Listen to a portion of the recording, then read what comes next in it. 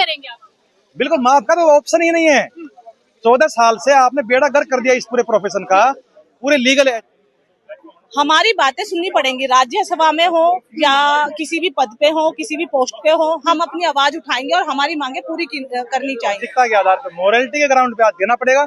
अगर नहीं देंगे तो हम यहीं बैठे हैं। आपको एक मोड़ आता है जहाँ पे आवाज उठाना बाद लाजमी होता है, वो मोड़ आज बना है। आज इसलिए बना है क्योंकि आपका जो रिसेंट कंडक्ट रहा है बच्चों के खिलाफ, उसने इग्नाइट किया है हमें मजबूर करने के लिए कि आपको सर इस्तीफा देना पड़ेगा। ना यूज किया जा रहा है, जहाँ पे 1 लाख होना चाहिए वहाँ पे करोड़ों रुपए दिखाए जा रहे हैं। कब आप जवाब देंगे सर?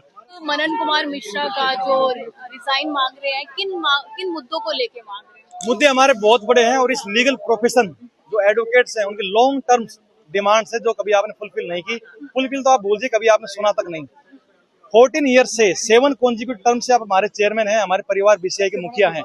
आपने एडवोकेट्स के लिए एक काम नहीं किया सर।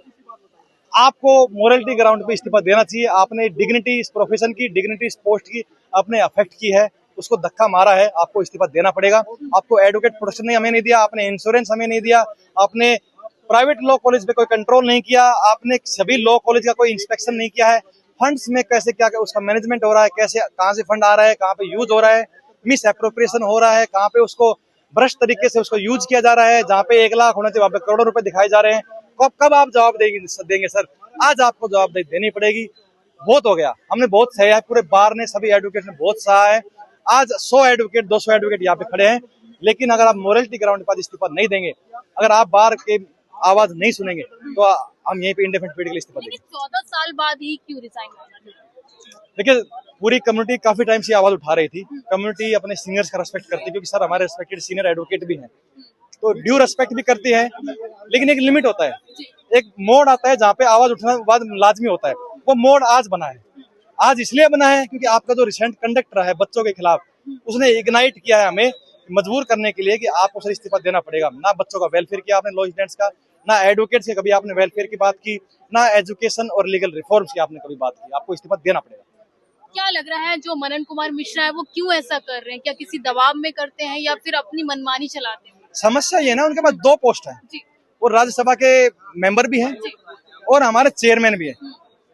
सर आपको एक पोस्ट रखना पड़ेगा और यहाँ से तो आपको इस्तीफा देना ही पड़ेगा। राज्यसभा के मेंबर बनिए आप देश के लिए आप वहाँ पे बात रखिए। वकीलों के लिए तो आप बात रख नहीं पाए, तो कम से कम उम्मीद है देश के लिए तो कुछ रखोगे आप, या देश के लिए भी आप बात नहीं रखोगे।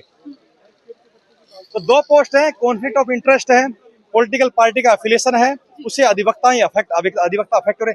चाहे सरकार कांग्रेस की हो, आम आदमी की हो, भाजपा की हो, किसी भी पार्टी की सरकार हो, अधिवक्ताओं का अगर आपने वेलफेयर नहीं किया तो अधिवक्ता आपके दरवाजे के ऊपर खड़ा मिलेगा।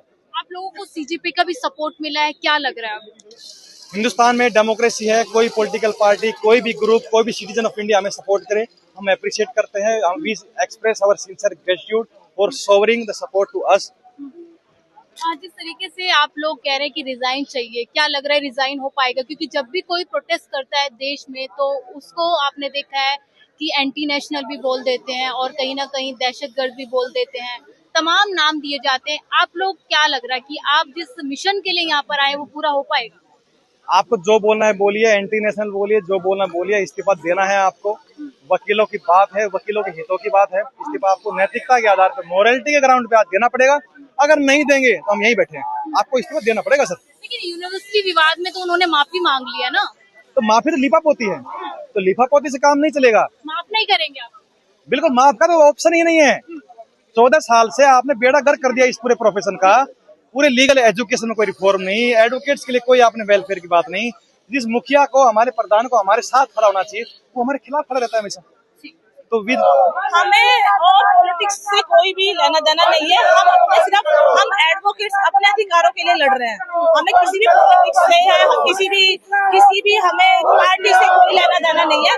सिर्फ हम अपने अधिकारों के लिए लड़ रहे हैं। 14 साल बाद ही क्यों आप रिजाइन मांग? जो हमने इससे पहले भी एक बार हमने वो करा था, यहीं पे आके हमने धरना दिया था और पहले भी हमारी कुछ मांगे थी जिसके लिए हमने किया था, तो पहले तो वो पूर्ण कर दी गई थी, लेकिन अब जो हमारी मांगे हैं ना वो हमारी पूरी नहीं की जा रही है। हम इसलिए अपने यहाँ आके अपने अधिकारों के लिए लड़ रहे हैं। लेकिन आप लोग तो सभी को न्याय दिलाते हैं, आज आपको न्याय मांगने की जरूरत पड़ गई। हम सभी को न्याय दिलाते हैं, लेकिन हम न्याय इसलिए मांग रहे हैं क्योंकि हमारा जो प्रोटेक्शन एक्ट है एडवोकेट्स का वो लागू नहीं किया जा रहा है, हमें वो चाहिए, हम उसके लिए लड़ रहे हैं। क्या लग रहा है जो मांगे हैं वो मानी जाएंगी आप? हाँ, हमारी मांगे मानी जाएंगी। हम जब तक हमारी मांगे नहीं मानी जाएंगी तब तक हम लड़ते रहेंगे, अपनी लड़ाई हम जारी रखेंगे। क्या लग रहा है मदन कुमार मिश्रा जो आप लोग कह रहे हैं कि मतलब एडवोकेट की आवाज नहीं सुनते, कहीं ना कहीं मतलब चीजों को नहीं समझ पा रहे हैं, क्यों नहीं समझ रहे? वो राज्यसभा में है इसलिए या फिर कुछ और रीजन है? हमारी बातें सुननी पड़ेंगी, राज्यसभा में हो या किसी भी पद पे हो, किसी भी पोस्ट पे हो, हम अपनी आवाज उठाएंगे और हमारी मांगे पूरी करनी चाहिए। क्योंकि हम हर एक ऐसे गरीब आदमी के लिए भी लड़ते हैं कोर्ट के अंदर, और हम सभी ऐसे जो लोग हैं, मजबूर लोग हैं, जनता है, हम उनके लिए उनकी लड़ाई लड़ते हैं कोर्ट के अंदर। तो हमारी भी कुछ मांगे हैं जो हमारी मांगे पूरी की जाए।